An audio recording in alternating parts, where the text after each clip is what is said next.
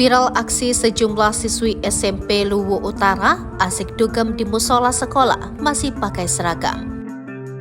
Beredar video viral yang memperlihatkan aksi sejumlah siswi SMP Negeri 1 Malangke Barat Luwu Utara asik berjoget di dalam musola sekolah.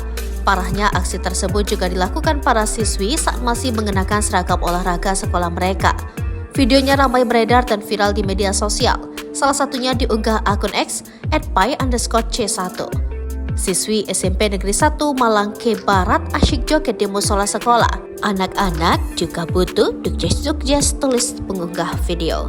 Dalam unggahan tersebut, tampak belasan siswi yang sedang berkumpul di dalam musola sekolah mereka. Para siswi tersebut mengenakan seragam olahraga berwarna kuning, hitam, dan jubah putih.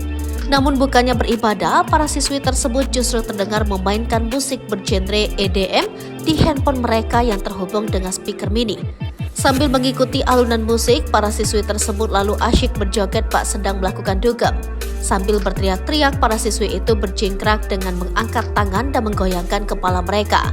Tampaknya aksi berjoget bak dugem di dalam musola tersebut dilakukan pada saat jam pelajaran telah berakhir.